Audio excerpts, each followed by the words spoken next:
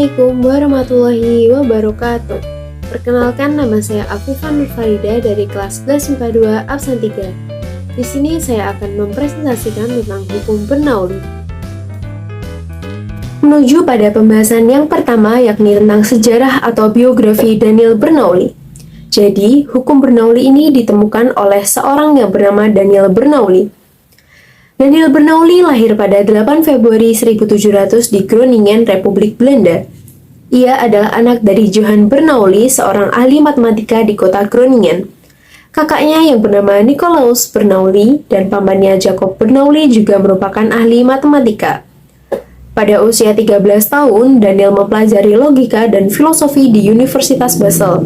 Pada tahun 1721, Daniel juga mempelajari ilmu kedokteran di Basel, Heidelberg, dan Strasbourg sehingga ia memperoleh gelar PhD anatomi dan botani. Lalu pada tahun 1724, ia pergi ke Saint Petersburg sebagai guru besar matematika. Namun sayangnya, pada tahun 1733, ia menderita suatu penyakit yang membuatnya meninggalkan Saint Petersburg. Ia kembali ke Universitas Basel. Di sana ia berturut-turut menempati posisi pertama dalam bidang kedokteran, metafisika, dan filosofi alam hingga akhir hayatnya. Selanjutnya, kita akan membahas tentang fenomena yang mendasari ditemukannya hukum Bernoulli.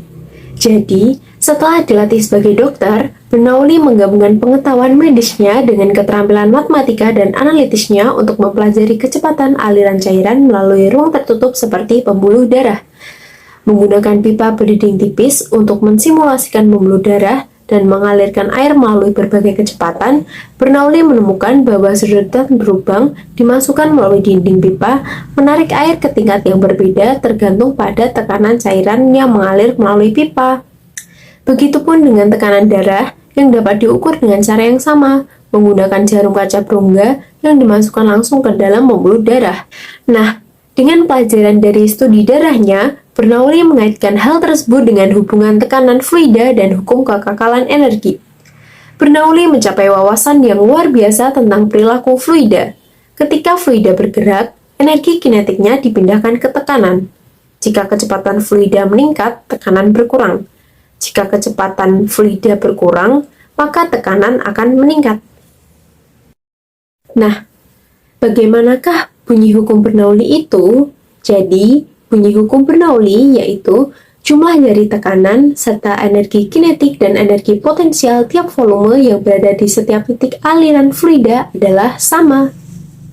Untuk lebih jelasnya, simak penjelasan selanjutnya. Nah, seperti yang kita ketahui, persamaan Bernoulli ini ditemukan atas penggabungan persamaan tekanan fluida dan hukum kekekalan energi. Hubungan antar keduanya dapat kita lihat pada gambar kedua. Dari situlah kita dapat menentukan persamaan Bernoulli yang dapat dituliskan seperti gambar ketiga, di mana P ditambah setengah rho V kuadrat ditambah rho GH adalah konstan, atau P1 ditambah setengah rho V1 kuadrat ditambah rho GH1 sama dengan P2 ditambah setengah rho V2 kuadrat ditambah rho GH2.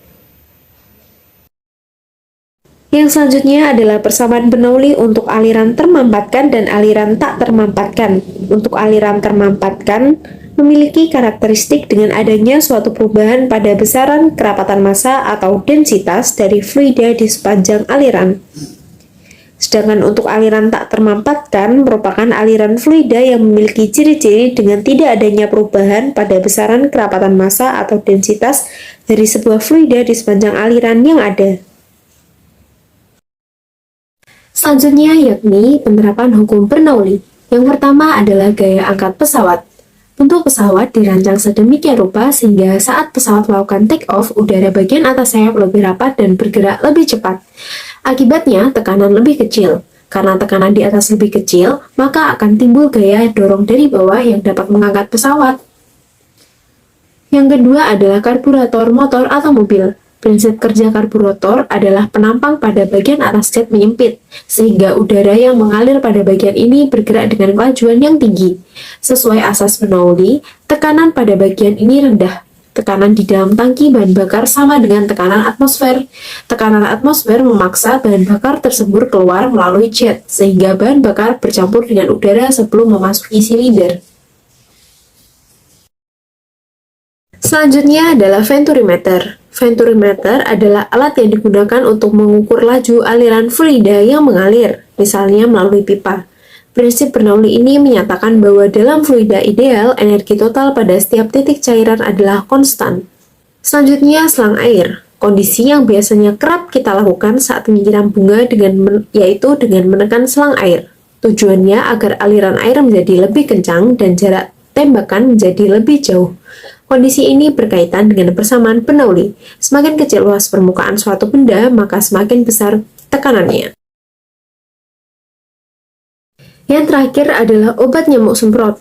Jika pengisap dari pompa ditekan, udara yang melewati pipa yang sempit akan memiliki kelajuan yang sangat besar. Oleh karena kelajuan aliran udara pada pipa yang sempit besar, tekanannya akan menjadi rendah, sehingga cairan obat nyamuk yang ada pada tabung akan naik dan ikut keluar bersama udara. Semakin besar gaya yang diberikan pada penghisap, semakin besar laju udara pada pipa sempit dan semakin banyak pula cairan obat nyamuk yang keluar bersama udara. Sekian presentasi dari saya, mohon maaf apabila ada kesalahan. Sekian, wassalamualaikum warahmatullahi wabarakatuh.